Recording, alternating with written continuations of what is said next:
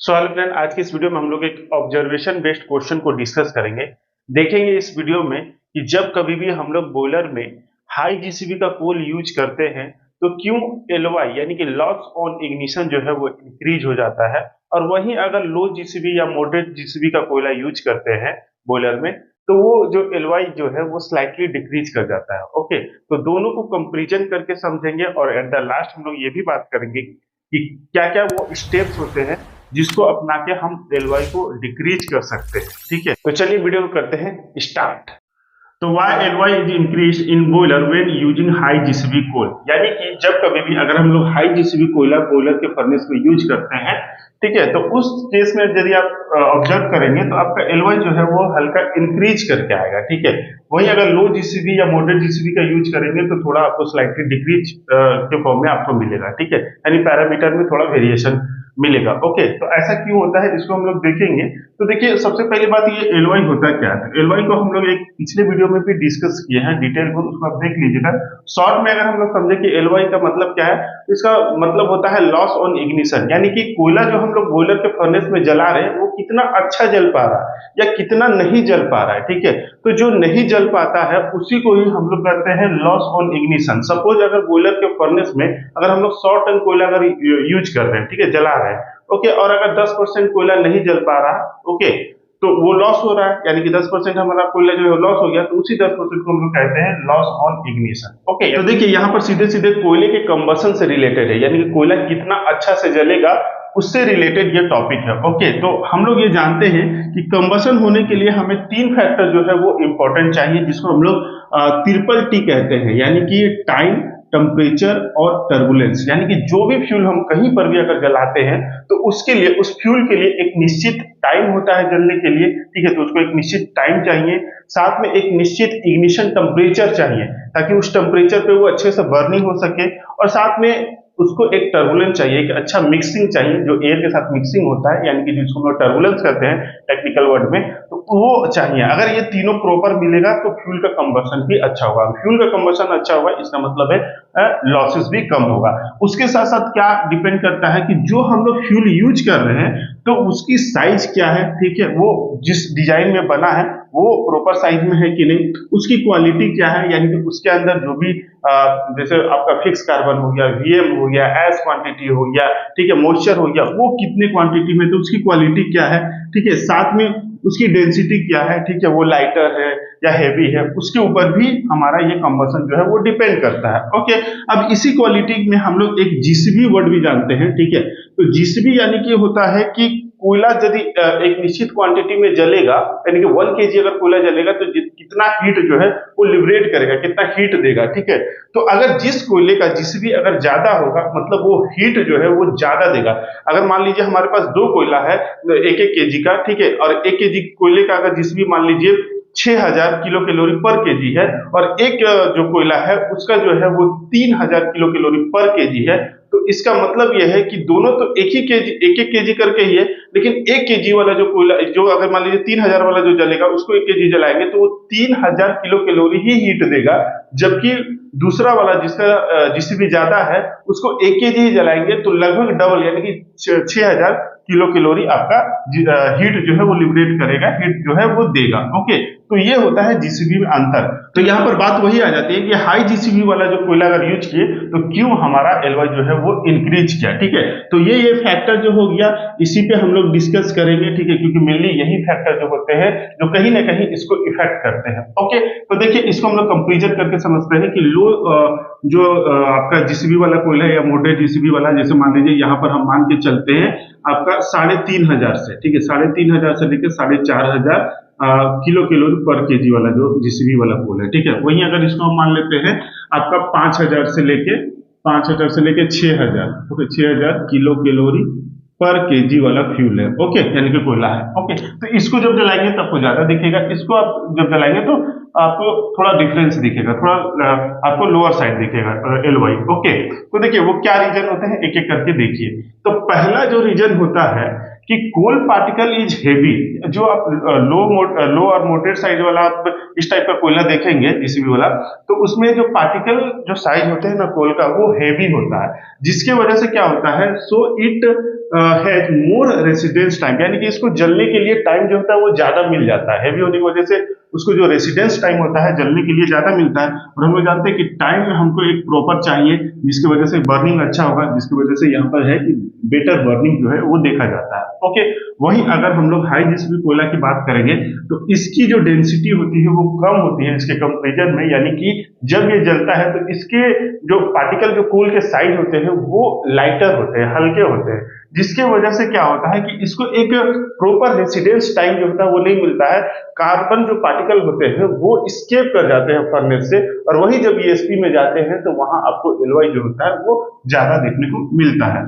अब next, it has less fix carbon and high VM which take less time to burn. अब देखिए, जिस type का कोयला में अगर आप देखेंगे कि जो फिक्स कार्बन अगर कम होगा, ठीक है, अगर इसके कंपेरिजन में कम मतलब बहुत ज्यादा कम नहीं, इसके कंपेरिजन में अगर कम है और वीएम अगर हाई है, तो इसका मतलब है कि ये जो टाइमिंग लेगा बर्निंग के लिए, माने बर्निंग के लिए जो टाइमिंग लेगा वो कम लेगा, यानी कि ये जल्दी ही जलेगा और अच्छे से जलेगा। ठीक है, वहीं अगर इसके बारे में बात करें तो it has high fix carbon and less VM which take more time to burning.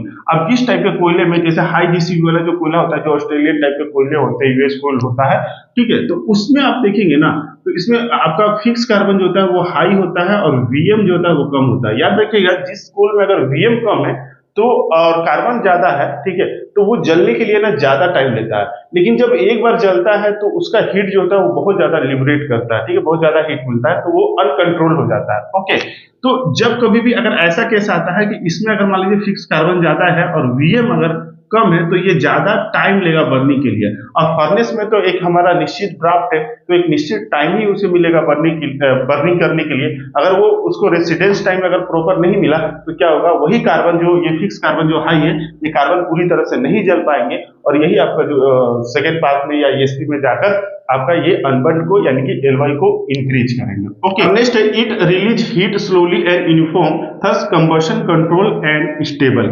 अब देखिए, जो लो और मॉडरेट जीसीबी वाला कोल होता है ना, तो इसमें जो हीट जो लिबरेट होता है, कोयला जब जलना स्टार्ट हो जाता है और जब जलता है तो वो धीरे धीरे जलता है, ठीक है, यानी धीरे धीरे आपको हीट देगा। ओके, जलने में ये जल्दी जलता है, मानी हीट जलेगा तो ये जल्दी, लेकिन जब जलना स्टार्ट हो जाएगा ना तो ये स्लोली स्लोली जलेगा, ठीक है, और यूनिफॉर्म वे में जलेगा, ऐसा नहीं कि जल के तुरंत खत्म हो गया। ओके, तो इससे क्या होता है ना कि हमारा कंबशन जो होता है वो कंट्रोल में रहता है। ओके, एक निश्चित हमको टेम्परेचर मिलेगा, तो यहाँ पर टेम्परेचर भी जो है वो स्टेबल रहेगा। ओके, ज्यादातर जो सीएबीसी बॉयलर होते हैं ना, वो इसी टाइप के कोल के ऊपर डिजाइन करते हैं, इसलिए एलवाई का एक फैक्टर ये भी होता है कि आपका बॉयलर जो है वो किस टाइप के जीसीबी के कोल के ऊपर डिजाइन किया गया है। ठीक है, तो यहाँ पर आपका जो सीएबीसी बॉयलर जो होता है वो ज्यादातर इसी टाइप का, यानी कि लो और मॉडरेट जीसीबी टाइप के कोयले पे आपका डिजाइन किया रहता है। वहीं अगर हाई जीसीबी का कोल देखेंगे तो it release heat rapidly thus combustion unstable. अब इसमें होता क्या है कि ये जलने में तो टाइम लेता है, लेकिन जब जलना स्टार्ट होता है तो अचानक से जलता है और अचानक से हीट जो है वो लिबरेट करता है। ओके, तो जिसकी वजह से टेम्परेचर जो होता है वो अनस्टेबल होता है, और उसी कंडीशन में क्या होता है, फिर फीडिंग को काटना पड़ता है, यानी फीडिंग को कम करना पड़ता है, और जैसे ही फीडिंग जो है वो काटा जाएगा तो फर्नेस का ड्राफ्ट जो होगा वो आपका बढ़ेगा, यानी नेगेटिव की तरफ जाएगा, जिसकी वजह से जो इसमें कार्बन पार्टिकल जो होंगे वो आसानी से स्किप करके सेकेंड पार्ट और ईएसपी में चले जाएंगे, जिसकी वजह से आपका जो अनबर्न यानी कि जो एलवाई जो है वो आपका बढ़कर शो होगा। ओके, नेक्स्ट है कोल फाइननेस इज लेस। अब इस टाइप के कोयला में आप देखेंगे चूंकि ये हेवी है तो इसमें फाइननेस भी कम होगा, और फाइननेस अगर कम होगा तो यही कोयला जो होगा वो फर्नेस में स्किप नहीं होगा, जिससे एलवाई जो होगा वो बढ़ेगा नहीं। ओके, वहीं अगर आपका इसमें देखें तो इसमें जो अगर फाइननेस अगर आपका इंक्रीज है, ठीक है, मान लीजिए फाइननेस अगर ज्यादा है तो इसके जो फाइन पार्टिकल होते हैं ना वो कोर्स स्ट्रक्चर के होते हैं, और कोर्स यानी कि हार्ड स्ट्रक्चर के होंगे तो इसको जलने के लिए टाइम ज्यादा चाहिए, ठीक है, ये आसानी से नहीं जलेंगे। ठीक है, तो अगर उसको एक प्रॉपर टाइम नहीं मिलेगा तो ये जो कोर्स स्ट्रक्चर वाला जो ये फाइननेस है ये यही सेकेंड पास और ईएसपी में जाकर अगर पूरी तरह से नहीं जलेंगे तो आपका एलवाई जो होगा वो बढ़कर दिखाएगा। ओके, नेक्स्ट है आपका एयर ऑप्टिमाइजेशन इज बेटर। चूंकि सीएबीसी बॉयलर इसी टाइप के कोयले में डिजाइन किए जाते हैं, तो आपका जो एयर डिस्ट्रीब्यूशन सिस्टम जो दिया रहता है इसमें बेटर होता है। जो एयर का ऑप्टिमाइजेशन हम करते हैं, जो भी बॉयलर ऑपरेशन करते हैं, उसमें एयर का ऑप्टिमाइजेशन इस टाइप के बॉयलर में ज्यादा बेटर होता है। वो हाई जीसीबी के लिए ऑप्टिमाइजेशन डिजाइन नहीं होते हैं। ओके, तो इसलिए यहां पर आप देखेंगे कि हाई जीसीबी का कोयला अगर जहां पर देखेंगे तो एयर ऑप्टिमाइजेशन इज लेस, यानी कि लेस होता है और लिमिटेड होता है। एक लिमिट तक ही आप एयर ऑप्टिमाइज कर पाएंगे। मान लीजिए हमको जितना ऑक्सीजन देना, एक्सेस ऑक्सीजन जो रखना है, हम उतना ही रख पाएंगे, ठीक है। और ऑक्सीजन ऐसा नहीं है कि मान लीजिए अगर आपको 4 अगर आप मेंटेन कर रहे हैं, ठीक है, तो अगर आप 5 रख देंगे तो बहुत ज्यादा आपका अनबर्ट बढ़ जाएगा, या 2.5 रख देंगे या 3 रख देंगे तो बहुत ज्यादा आपका एलवाई इंक्रीज कर जाएगा। ऐसा नहीं होता है, ठीक है। ऑप्टिमाइजेशन का मतलब यह होता है कि अगर मान लीजिए मेरा इम्प्रॉपर चल रहा है, ठीक है, मान लीजिए 10-12 चल रहा है ऑक्सीजन, ठीक है, तब हम उसको ऑप्टिमाइज करके हम एक लेवल तक लाएंगे जितना एज पर ओएमई जो रिकमेंडेशन होता है कि हमको 4 रखना है, या अलग अलग कूलर में अलग अलग होता है, ठीक है, कहीं 4 भी होता है, कहीं 3 भी होता है, ठीक है, कहीं पे 2.5 भी होता है। ओके, तो अब उसके आसपास लाना है, ठीक है।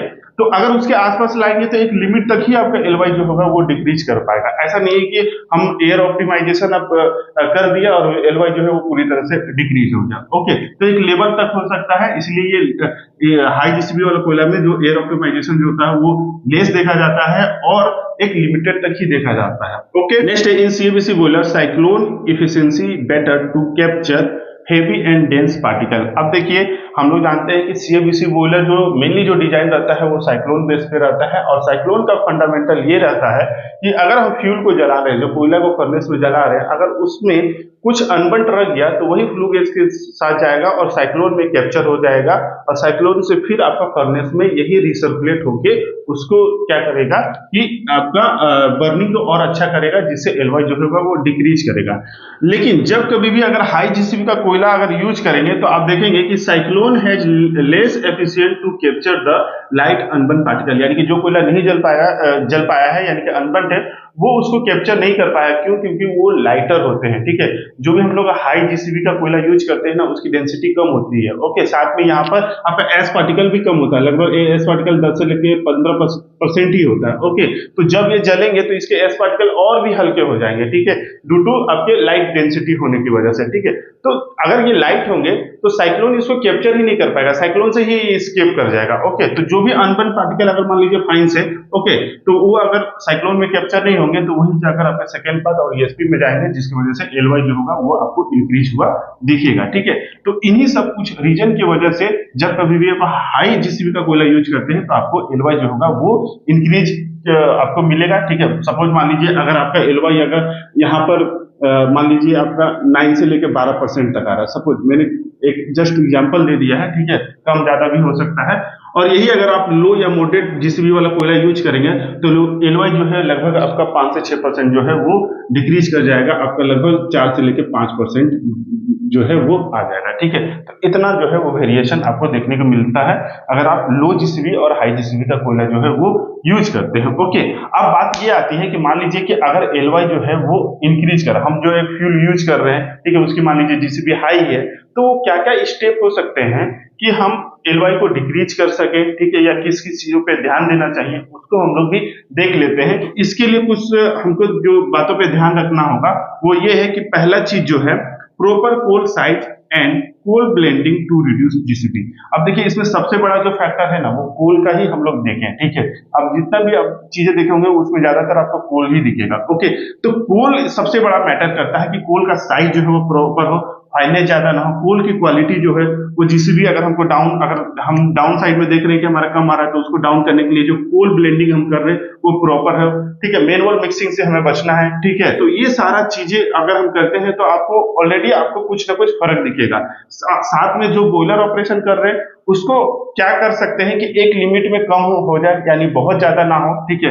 तो बॉयलर ऑपरेशन साइड से हम लोग ये कर सकते हैं कि ऑप्टिमाइज एयर, ठीक है। तो सबसे बड़ी बात कि फ्यूल को जलने के लिए एयर ही चाहिए, ठीक है, ऑक्सीजन ही चाहिए, तो उसको ऑप्टिमाइज करें, ठीक है। तो एक लेवल तक ही ऑप्टिमाइज हो सकता है, ठीक है। ऐसा नहीं है कि ऑप्टिमाइज करके आप एकदम आपका फ्यूल कुछ भी इधर उधर आ रहा है और आप नॉर्मल कर देंगे एयर ऑप्टिमाइजेशन से, ये पॉसिबल नहीं है।